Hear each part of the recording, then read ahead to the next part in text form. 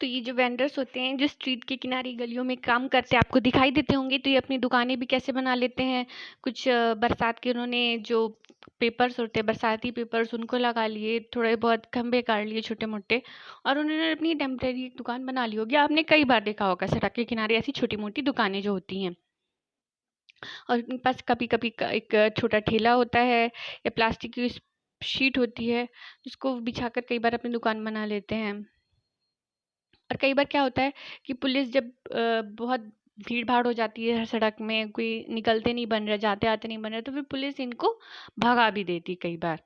इनके पास कोई सिक्योरिटी नहीं होती कि वो कहाँ पे उनकी दुकान कब तक चलेगी कब तक नहीं चलेगी। इनकी कोई सिक्योरिटी नहीं होता कि कोई इनको भगाएगा नहीं, परमानेंट दुकान तो होती नहीं है। कई जगह ऐसी भी होती है सिटी की जहाँ पे कोई हॉकर अलाउड नहीं होता, कि वो जैसे मान लो कोई पॉश इलाका है सिटी का, वहाँ के लोगों ने मना कर दिया नहीं हमारे मोहल्ले को खराब नहीं करना है, हमारे इलाके को खराब नहीं करना है, ये सब लगा के छोटी मोटी दुकानें, तो वहाँ पे भी वो उनको घुसना ही उनका अलाउड नहीं होता। तो इनकी जिंदगी का थोड़ी कठिन होती है। अब अगले पेज में आते हैं। There are almost 1 crore street vendor in the country working in urban areas. अब करीब करीब देश में 1 करोड़ स्ट्रीट वेंडर्स हैं। ठीक है, मतलब गलियों में जो काम करते हैं करीब ऐसे लोग 1 करोड़ हैं। तो क्या होता था कि street vending was till recently looked upon only as an obstruction to traffic and to people walking. However, with the effort of many organizations, it is now recognized as a general benefit and as a right of people to earn their livelihood. पहले क्या होता था कि हम लोग देखते थे ना सड़क के किनारे क्या रोड लगा के, रोड में दुकान लगा के बैठ गए हैं, आते जाते नहीं बन रहा है, तमाम पूरा अतिक्रमण करके बैठ गए हैं, तो हम लोग को भी गुस्सा आती थी। लेकिन अब क्या हो गया, बहुत सारे जो ऑर्गेनाइजेशन है इन्होंने इनके बारे में सोचा कि भाई इनका भी तो हक है कि ये अपना भी रोजी रोटी कमा सके, इनका भी तो जीने का हक है। अब इनके पास जमीन नहीं है तो क्या ये मर जाए। तो लोगों ने ये भी समझा कि ठीक है चलो, इससे क्या होता है हमें सस्ती भी चीज़ें मिल जाती हैं। वही चीज़ें अगर हम दुकान में, बड़ी दुकान में जाएंगे लेने, मॉल में जाएंगे लेने, तो वो क्या करेंगे, मॉल का भी पैसा, एसी का भी पैसा हमसे मिला के उस दुकान से हमको उस प्रोडक्ट से हमको वो देना पड़ेगा। लेकिन ये छोटी मोटी दुकानें हैं तो इनसे हमें सस्ता भी मिल जाता है, प्लस हमें उनका हक भी देना चाहिए कि भाई उनका भी जिंदा रहने का हक है। ठीक है। The government is thinking about modifying the law that bans street vendors so that they have a place to work and there is also having free flow of traffic and people. तो अब government भी इस बारे में सोचने लग गई है कि स्ट्रीट वेंडर्स का भी हक है, उनको भी अपनी रोजी रोटी कमाने का हक है। तो इसलिए वो उनके लिए भी अलग से व्यवस्था बना रही है कि कई बार आपने देखा होगा जो नई नई रोड बनती हैं, नई नई जो मोहल्ले बनते हैं, नए नए शहर बनते हैं, उसमें स्ट्रीट वेंडर्स के लिए पहले से ही गवर्नमेंट छोटी छोटी दुकानें बना के रखती है। और इससे क्या होता है कि जो गलियों में है, स्ट्रीट में है, इससे अतिक्रमण भी नहीं होता, लोगों को आते जाते भी बनता है, और छोटी छोटी दुकानें जो रहती हैं वो उनको उससे बेच देते हैं, गवर्नमेंट उनको बेच देती है, फिर किराए में दे देती है। तो इससे भी उनको भी परमानेंट जगह मिल जाती है और उनको भी उनके रोजी रोटी खाने जिंदा रहने की उनकी व्यवस्था हो जाती है। Hawker zone have been suggested for towns and cities. It has also been suggested that mobile vendors should also be allowed move freely. Hawkers need to be part of communities that are set up to take these and other decisions relating to them. अब क्या है, Hawking zone भी कई जगह, मतलब जहाँ पे फेरी वाले रहते हैं, तो ये फिक्स कर दिया गया है कि ये हॉकिंग जोन है, यहाँ पे फेरी वाले अपना सामान लगा के बेच सकते हैं। और ये भी सजेस्ट किया गया है कि जो फेरी वाले लेके इधर उधर घूमते रहते हैं उनको भी हर जगह आने जाने देना चाहिए, क्योंकि ये भी हमारी एक सोसाइटी का ये भी एक जो है वो पार्ट है। और ये भी अपने, इनको भी इनकी भी कमेटी बननी चाहिए जो अपने भलाई के लिए, अपने हित के लिए फैसले ले सके इन द मार्केट में। जब हम मार्केट पहुंचे तो जो शॉप्स हैं वो अभी अभी खुली रही थी, क्योंकि हम सुबह सुबह पहुंच गए थे। लेकिन जो जो कुछ कुछ प्लेसेस थे वो पहले से ही भरे हुए थे, क्योंकि त्योहारों का मौसम चल रहा था। और क्या थी, बहुत सारी दुकानें थी, बहुत सारी रोज एंड रोज, मतलब बहुत सारी लाइनें लगी हुई थी जो मिठाइयाँ बांट रही थी। ऐसी दुकानों की लाइनें लगी थी जो मिठाइयाँ बांट रही थी, मिठाइयाँ सॉरी बेच रही थी, टॉयज बेच रही थी, कपड़े, फुटवेयर, बर्तन, इलेक्ट्रॉनिक्स सामान, तो ये सब वो बेच रही थी। बहुत सारी दुकानें थी और अंत में एक डेंटिस्ट की दुकान थी। मेरे जो कजिन है उसका डेंटिस्ट से अपॉइंटमेंट था। हम वहाँ पहले गए कि कहीं हमारी जो टर्न है, हमारी बारी निकल नहीं जाए। हमको थोड़ा सा वेट करना पड़ा एक रूम में। फिर जब उसको बुलाया गया मेरे कजिन को, तो हम लोग अंदर गए। तो डेंटिस्ट ने उसको एग्जामिन किया और कहा कि ये इस पर्टिकुलर दिन में आप फिर से आना, ठीक है, क्योंकि वो आपकी कैविटी हो गई तो उसको वहाँ पे भरना पड़ेगा। जो मेरी कजिन थी वो डर गई क्योंकि उसने सोचा कि दर्द होगा, लेकिन and was upset that he had to allow her teeth to go bad, और उसको लगा कि अब उसको दर्द होगा और उसके दांतों को कुछ नुकसान होगा। From the dental clinic she took me to a new garment showroom because I wanted to buy some readymade cloth. फिर डेंटल क्लिनिक के बाद हम कहाँ गए, नए कपड़ों की दुकान में गए क्योंकि मुझे कुछ नए कपड़े खरीदने थे। जो शोरूम का वो 3 स्टोरी था, 3 फ्लोर थे और हर एक फ्लोर में अलग अलग तरह के कपड़े थे। हम थर्ड फ्लोर में गए जहाँ पे लड़कियों के कपड़े थे। हरप्रीत एंड वंदना। हरप्रीत और वंदना के बारे में हम पढ़ेंगे। ये कौन है, बिजनेस पर्सन है। My father and uncle worked in a small shop. मेरे पिता और मेरे चाचा एक छोटी दुकान में काम करते थे। त्योहारों के दिन समय में और संडे को मेरी माँ और मैं उनकी भी मदद करते थे दुकान में। फिर मैं कॉलेज में वहाँ काम करने लगी, ऐसा हरप्रीत ने बताया। We open this showroom some years ago. तो ये उसी शोरूम के बारे में बात कर रही हैं जहाँ पे हम, मतलब वो लड़की जो ये सब कहानी नरेट कर रही है आपको, जो अपनी कजिन के साथ बड़े शहर घूमने गई है, जो कपड़ा खरीदने गई है, उसी कपड़े की दुकान के बारे में ये बता रही है, जिसको 2 लड़कियां चलाती हैं, हरप्रीत और वंदना। पहले इसको उसके हरप्रीत के उसके चाचा और उसके पापा चलाते थे। शुरू में अपने पापा की मदद करती थी संडे को और छुट्टियों वाले दिन में। फिर जब उसका कॉलेज पूरा हो गया तो वहां पे वो परमानेंटली बैठ गई। We opened this showroom some years ago. I'm a dress designer. Our business has changed. These days, people prefer to buy ready-made cloth rather than they have stitched. The trend these days is for ready-made garments. You also need an attractive display for them. फिर वंदना ने कहा कि मैंने ये showroom इसलिए खोला क्योंकि मैं पहले ड्रेस डिजाइनर थी, मैंने टेलरिंग वगैरह का काम सीखा था। फिर धीरे धीरे मेरा बिजनेस बदल गया क्योंकि आजकल के लोग रेडीमेड कपड़ा खरीदना ज़्यादा पसंद करते हैं उनको सिलाने की अपेक्षा। तो इसलिए जैसा ट्रेंड है ना, हमको वैसे ही चलना चाहिए। तो हमें इसलिए हमने रेडीमेड दुकान खोल ली और फिर उसे हमने अट्रैक्टिव बनाना ताकि लोग आए। तो इसलिए अट्रैक्टिव का इस समय ज़माना चल रहा है। For our showroom we buy thing for different places. We buy most of the material from Mumbai, Ahmedabad, Ludhiana and Tripura.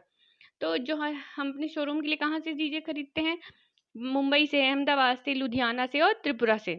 कुछ कुछ चीज़ें नोएडा से, गुड़गांव से और कुछ दिल्ली से भी आती हैं। और कुछ कुछ फॉरेन ड्रेसेस हम फॉरेन से भी मंगाते हैं। तो हमें ये शोरूम को चलाने के लिए बहुत सारे काम करने पड़ते हैं। हमें एडवर्टाइजमेंट देना पड़ता है, अपने प्रचार करना पड़ता है न्यूज़पेपर में, सिनेमा थिएटर में, टेलीविज़न में, रेडियो चैनल्स में। हमें कई बार अपने शोरूम का प्रचार करना पड़ता है। तो जो ये बिल्डिंग है, ये अभी तो हमने किराए में ली हुई है, लेकिन अब हम धीरे धीरे सोच रहे हैं कि इस हम बिल्डिंग को, जिसमें ये दुकान है हमारी, उसको हम खरीद लें। Ever since this market has become the main market for people living in the surrounding apartment, our business has grown. उसने कहा है कि देखो जैसे ये क्या हुई है, जब से ये पहले गली में इतनी दुकानें नहीं थी, मेन गली नहीं थी, लेकिन जब से ये गली बहुत बड़ी गली बन गई है, तब से यहाँ का जो हमारा बिजनेस है वो भी बढ़ गया है। हमने एक कार खरीद ली है, एक फ्लैट बुक कर लिया है और एक अपार्टमेंट भी बुक कर लिया है। हरप्रीत और वंदना के जैसे बहुत सारे लोग हैं जिनके पास दुकानें हैं मेन मार्केट में। ये जो दुकानें छोटी हो सकती हैं या बड़ी हो सकती हैं और ये अलग अलग चीज़ें बेचती हैं। जो मोस्ट बिजनेस पर्सन होते हैं ये अपनी शॉप खुद मेंटेन करते हैं या अपना बिजनेस खुद मेंटेन करते हैं, ये किसी को एम्प्लॉय नहीं करते। लेकिन कई बार क्या होता है, वो बड़े बड़े वर्कर्स को, काफ़ी सारे कुछ कुछ लोग होते हैं जो वर्कर्स को या फिर सुपरवाइजर को एम्प्लॉय कर लेते हैं, रख लेते हैं। ये क्या होती है, परमानेंट शॉप होती हैं जो कि म्युनिसिपल कॉर्पोरेशन द्वारा किसी को लाइसेंस पे दी जाती हैं कि हाँ तुम इसे रख सकते हो। The municipal corporation also decide on which day of the week the market has to remain close. जो म्युनिसिपल कॉर्पोरेशन होता है वो ये भी डिसाइड करता है कि किस दिन, हफ्ते के किस दिन जो है बाजार जो बंद रहेगा। फॉर एग्जाम्पल ये जो हम जिस मार्केट के बारे में बात कर रहे थे, ये बुधवार को बंद रहता है। इस मार्केट में छोटी ऑफिसेज भी हैं और शॉप भी हैं जो कैसी सर्विसेज देते हैं, बैंक्स की, कुरियर की, sorry in the factory workshop area. I wanted to have zari work done on one of my dresses which I needed for a special occasion. अब हम फैक्ट्री वर्कशॉप एरिया के बारे में बात करेंगे। क्या था कि मुझे फेस्टिवल के लिए, कुछ त्योहारों के लिए मुझे एक ऐसा कपड़ा चाहिए था जिसमें जरी का काम किया गया हो। तो मेरे कजिन ने कहा कि उसको पता है कि निर्मला आंटी को जानती है जो कि गारमेंट फैक्ट्री में काम करती है। Nirmala neighbour do zari work and embroidery. Nirmala की जो नेबर्स हैं उसके पड़ोसी हैं, ये जरी का काम और कढ़ाई का काम करते हैं, इसलिए हमने एक बस पकड़ी और हम फैक्ट्री एरिया में चल पड़े। तो जो बस है उसमें बहुत भीड़ थी, हर एक स्टॉप में और से और लोग जाते अंदर आते हुए दिख रहे थे, और उतर कोई नहीं रहा था, बस अंदर ही सब आ रहे थे। तो एक दूसरे को लोग धक्का मुक्की कर रहे थे अपने लिए जगह बनाने के लिए। तो मेरी कजिन ने कहा, एक कॉर्नर दिखाया मेरी कजिन ने कि चलो हम लोग वहाँ चलते हैं, यहाँ पे हम लोग चटनी नहीं बनेंगे। तो मुझे लग रहा था कि बाप रे, यहाँ पे लोग इतनी भीड़ में रोज रोज कैसे सफर कर लेते हैं। जैसे ही बस फैक्ट्री एरिया में उतरी, लोग उतरना चालू कर दिए और हम भी उतर गए। फिर हम लोगों को कितना आराम लगा ये मैं ही जानती हूँ। वहाँ पे देखा हमने कि फैक्ट्री एरिया में जब हम पहुँचे तो हमने देखा कि बहुत सारे लोग रेलिंग्स में बैठे हुए हैं क्रॉसिंग में। तो ऐसा लग रहा था कि वो किसी का वेट कर रहे हैं। Some group had on people on scooter standing by and talking with them. My cousin explained that this place was called labor chowk. तो यहाँ पे क्या था, कुछ लोग स्कूटर में भी बैठे थे और कुछ लोग दूसरों से बातें कर रहे थे। तो मेरे कजिन ने बताया कि इसे लेबर चौक कहते हैं। यहाँ पे डेली वेज लेबर आते हैं जिनको रोज पैसा दिया जाता है, और जो कि किसका काम कर सकते हैं, हेल्प कर का काम कर सकते हैं, या मिस्त्री का काम कर सकते हैं, या फिर गड्ढा खोदने का काम कर सकते हैं, या रोड को उठाने का काम कर सकते हैं, या फिर कपड़े हटाने का, या फिर ट्रक से माल उतारने का काम कर सकते हैं, पाइपलाइन खोदने का काम कर सकते हैं, टेलीफोन केबल खोदने का काम खोदने का काम कर सकते हैं, रोड बना सकते हैं। तो ऐसे यहाँ पे हजारों वर्कर्स आते हैं।